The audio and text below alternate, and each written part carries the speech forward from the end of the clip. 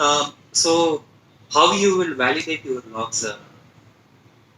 So do you have any mechanism, or how you will analyze your logs in the server? Mm-hmm. Okay. Mm, uh, Actually, to tell about like microservices, there we have Sleuth and Zipkin. So where we have UI where it gives us IDs, particular IDs for these many calls. Suppose I have three calls. For one call is from employee, for example, employee service to department service to another, suppose third service, for example. So it gives the one by one call where ID, I'm not able to recall that particular term, but we have a common ID for one call, one API call, and different network IDs you can tell, or for per microservice different IDs. So in that way, we trace the calls into the log. Yeah, and if any issue is causing, we can analyze from that. Okay. So correlation idea. Right? Yes. Sorry. Yeah, I'm not able to read. Yeah. Okay. So okay, that I understand, Vishali. So do you use SSH, or do you use any tool Putty or something to read the logs? If there is any logs you wanted to analyze, Yeah, I try got your point, but yeah, I haven't yet gone through. Like it was long back. I have worked on in my previous company and all, but yeah, recently I have not done that. So Putty there is is no used. Putty I have used that time. So where we get all the logs, and there we have to find like if any issues has occurred. We used to do analysis on that. Yeah, in logs. Okay. So what authentication mechanism you are using for your web service? Okay, so basically we have it is a customer centric service. We have a UI for it. So JWT token is getting created, and for particular, suppose I am a customer, I am logging into it. Uh, just let me know whether the same thing you are expecting. If am I on the right path? You are Yes, expecting this only, right? Yeah. So yes. JWT token is created. Suppose I am customer A logged in, and I will for me JWT token will get created, and we have a third party called as a OpenID, and one more is there. I'm not able to remember the name, but yeah, there are two third parties. So once JWT token is created, they have passwords at their end saved. Okay, so this JWT token goes to OpenID, that third party, and they will validate whether the same like valid customer is logging into that. For that customer, then session gets created, and with that that customer gets logged into. Okay, good. So in your microservice, how the authentication is implemented? So theoretically, you shared how it is implemented. Yeah, got your point. Technically, how it is implemented. Okay, so frankly speaking, like honestly, I have not worked on that part, but as whatever I know is we have OAuth, and we have Zool Gateway, where which is a single entry point from where API like getting called. So I think yeah, we are using that. That I will not be able to tell properly, but yeah, that's what we are using. I haven't worked on that yet. Okay, cool. Say for example, you have a controller. Okay. What annotation you use to specify the controller? Yeah, at the rate REST controller we have, Okay. and there we give the name. So Suppose employee, yeah, request mapping. okay, cool. So is the authentication happens before the call, before the control gets into controller, or after gets into the controller? Before it happens, before the call.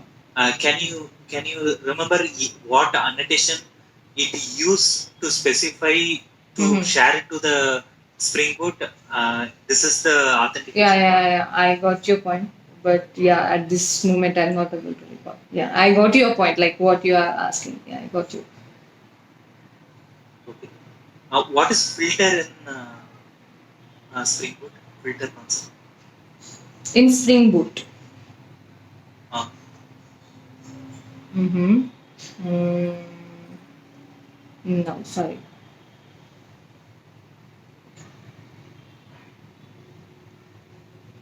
so, uh, okay. So you worked in Hibernate, right? Hibernate very minimal. It is been like in my previous this one I have worked, and recently I am working on like JPA, that very less, because we have a third party called as Netcracker, whose APIs we consume and who provides us all the data. Okay. So I have a domain object. So it is say some class object. Mm-hmm. There are three strings A, B, C. Mm-hmm. Okay. So I am when I am retrieving from a database, I get A, B, C, three values I am getting. Mm-hmm. When I am sending to the customer, or when I am sending as a response, I should restrict the C value. Okay. Okay. So what I can do? Mm-hmm. Okay. From database you have got ABC, but you are restricting C value to send to customer. Hmm. Maybe I can put some validation over there.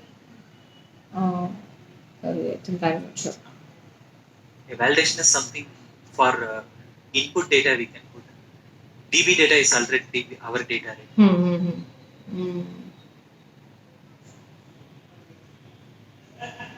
How, like, have you worked with data type annotation like ignore, JSON, null? Yeah, JSON ignore I have worked on. Yes, yes. Yeah. JSON ignore, which yeah we mentioned to ignore that particular data type or the value at the time of processing. Yes.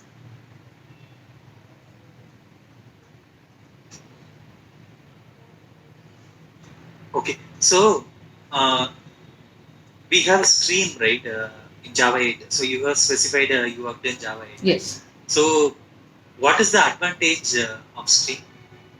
Okay, so basically the main advantage is why Stream was introduced is to work on collection of data mainly. Like we can perform different operations like mapping, filtering, sorting things we can work on.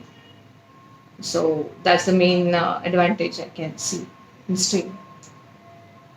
Okay. So we can do it in for each loop as well. So Yes. where we can apply filter in the for each loop. So why specifically we need stream? Okay, so say, if you see the stream, it is what you can say, like suppose I have a collection of data. On the same data, we can perform filtering at a time. We can perform mapping, and again, like operations. Like if we want sorting on that stuff one by one in pipeline format, you can do that. So I feel that is the main advantage. Like that's the what we go for string. Stream share the load with uh, share the processing between program layer and data layer. Mm-hmm. So it has the kernel module will take care of some of the operations. So the traversing is fast. That's Yes. why stream is required. Yeah. Uh, okay, cool. Uh,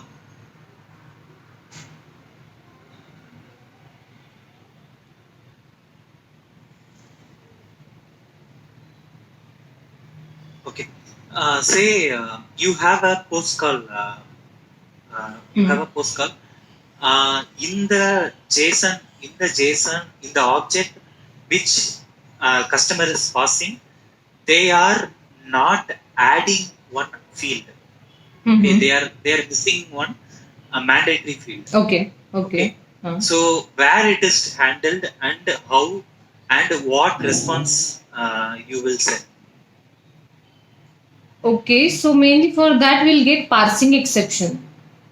If we are able, Okay, yeah, Jackson level only will get that. At the time of parsing, that error we will get. So particular data field we are not able to find, that parsing exception has occurred.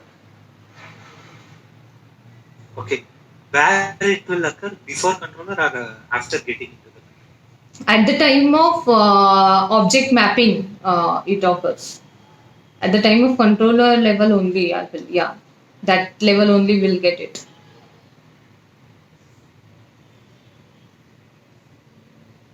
Okay,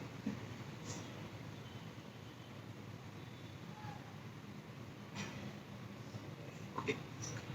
Say for example, what is indexing in the database? Mm.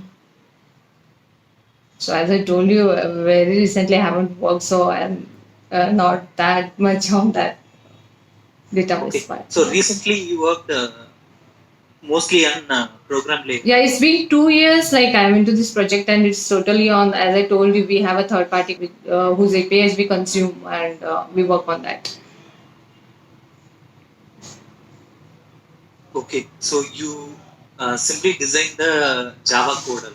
Yes, we There is have no very DB. minimal part of JPA where we very less data we store and all, basic operations like, and some queries we write, but not much. Yeah, basically save and get operations we do.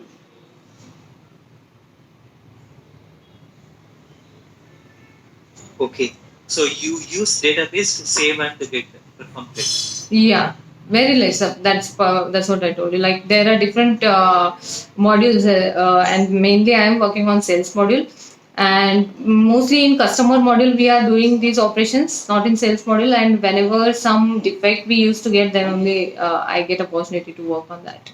That's the thing.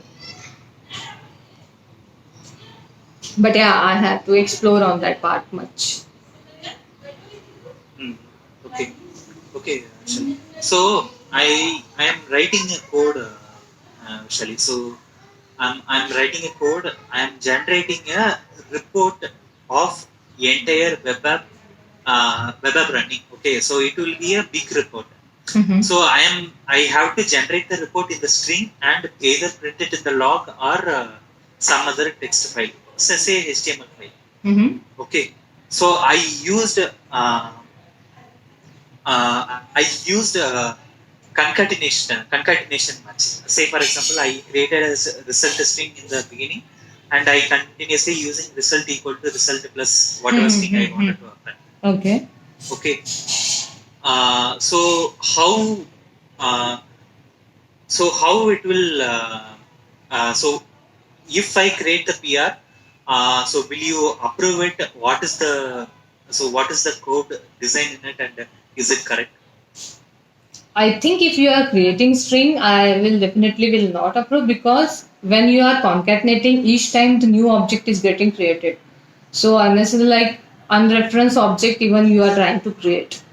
So that's the main like drawback I'm seeing in this PR. I can see in this PR. Uh, because yeah, whenever you are concatenating the new string which is created, the object will get created in your heap memory, like a string constant put. So unnecessary memory you are using. That's what I feel. Yeah.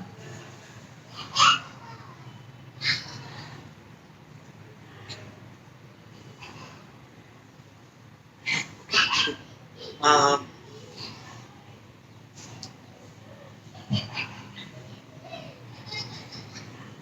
what why like there are primitive and non-primitive, right? Why we call as primitive? Why we call non-primitive? Okay. What's the major difference? I got you. So primitive, when you say, for example, int, you can say, and for that it has a wrapper class as well, integer, right? So yeah, that's the main thing. Like, and we can do auto boxing, unboxing over there. So mainly that's what I feel is they are called as primitive values. Uh, when you are saying non-primitive,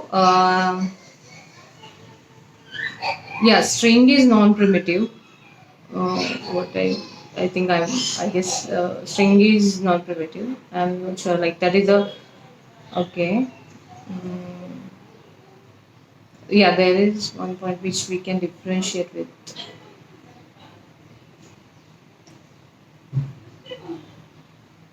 Okay. I think that's what the main thing. Like it has a wrapper class on it, and it has primitive value int. Okay, where the primitive data are stored? Okay. On stack area. Mm. Say I have a class B, Vaishali. So class B extends A. Okay, I am creating one line object like A, small a as a class, so, space small a as a variable name equal to new space capital B from the class B into parenthesis. Okay, is this the valid statement? It is extending B, right? That Uh, means you are taking the reference of okay parent class. No, I think that is not. It should be like B. B is equal to new A. It should be like that. B extends A. B extends A. Okay.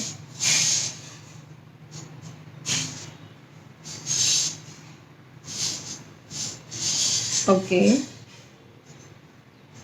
Mm-hmm. You are inheriting values from B. B is extending A. A is your parent class. B is your child class. Okay. By using the reference of child class, you can access values from parent class. Okay. Yeah, A small a is equal to new B. I think it is the right one. Yes. Okay. So after creating this object, say for example A small a equal to new B, can I call a method? There is a in the B class there is a method called sum. Okay. So from the variable A, can I call the B method object? No, it should B. call parent methods. Okay.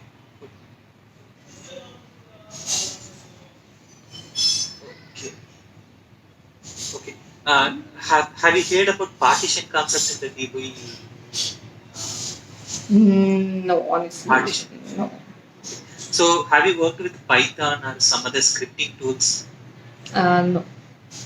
So, purely Java, right? Yeah. Okay. Um, okay. So, you deployed a server. Okay. You are deploying your one application. Okay. It takes two instances to deploy. Okay. Okay. You have the load balancer. You have the load balancer. You have two servers you are going to deploy. So you are hitting the URL of the load balancer, and there are two instances it is already deployed your application, and there is a get route. Say for example, get class, some class details we are getting. So when the first time you are hitting, you are getting 503 response. When the second time you are hitting, you are getting 404 response. Okay. What is the reason behind 503 and what is the reason behind 404, and why we are getting both? Okay.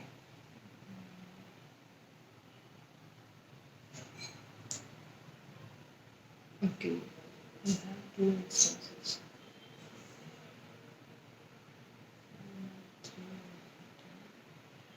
Okay.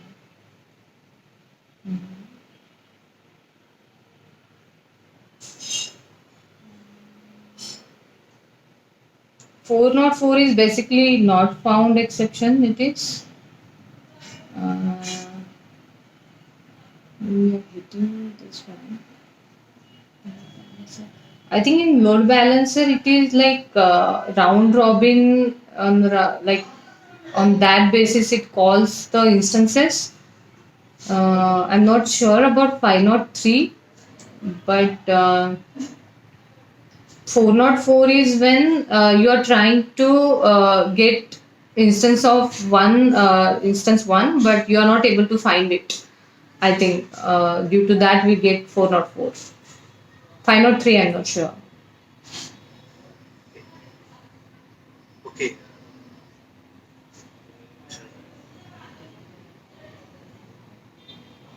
Okay. So I am designing. I am a developer reporting to you. Okay. I used I in one code base in a REST API. I based on a scenario, I catched one exception and handled it. Okay, is it the best and good approach to catch one exception in the REST API? Sorry, I think I did not understood your question properly. Like, Okay, so I'm creating a get call. Okay, I'm creating a get call uh, get class endpoint, and I'm for while making the DB connection, I am catching the connection failure and I am handling it. Okay, is this the good approach to handle exception in REST API microservice? What is the standard behind it? Okay, okay. You can use, suppose if any such kind of exception, you can use fallback mechanism all time. Uh, okay. So your main question is it good to handle this exception? Yeah. What is the standard in the microservice? I got you.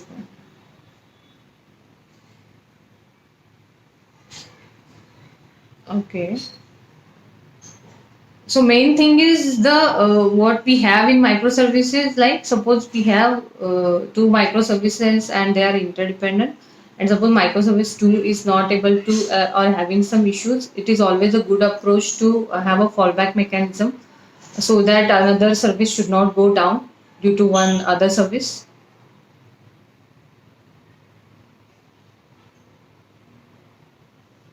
Okay. So in the microservice, it's a theoretical question. In the microservice, some people call HAL standard, HAL standard. Some people call the embedded standard. Okay. So it is just to trace the request and response. So have you heard about HAL and the embedded HAL or embedded? No. No, I haven't.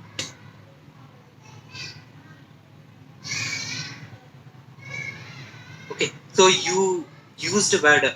So first during the initial part of interview, you said you used parallel execution, right?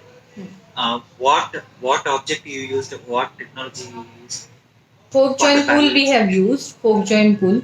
So where we like suppose I have 4 calls to call, then I can declare like how many threads I can use, and with that I can go for parallel calls.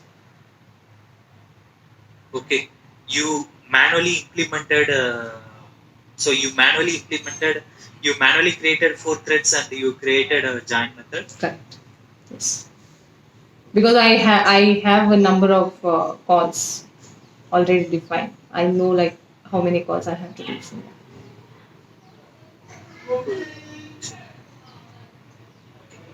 That's all question I have. So do you have any question? Yeah, so main thing I had is like for what type of project the hiring is going on, like exactly the expectation. It's a common drive, Vaishali. So it is not a, Okay. single day deciding point. There are around I think 700 interviews going on in a day. Okay. Okay. So it's a common drive and it's a big process, and they can, if I am taking one technical round, it is not sure that my manager will take the, yeah, level 2 and put it in my project. So it's a common tool, Okay. technical drive. So it's based on, it's purely based on the day we are, uh, like Okay. the day we are getting into the Cognizant, and they Mm. they are placing it. So till now, Cognizant or any big company, we can't sure that we are good for this project Yeah, that's true. unless we are going in the recommendation. Yeah. So, so only one round it will be, or how many rounds of process? Any idea? Should be, there will be two more. Uh, Technical only, or like?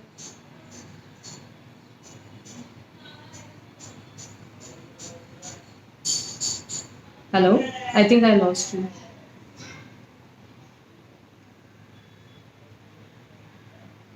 it's a primary Sorry. development. It's a first level technical. Okay. Okay. There will be a lead and there will be a manager. So I am a developer. Okay. Okay. Fine. Thank you. That's actually Good. that's it. Thanks for your. Yeah. Yeah, no Thank you. problem. Thanks for it.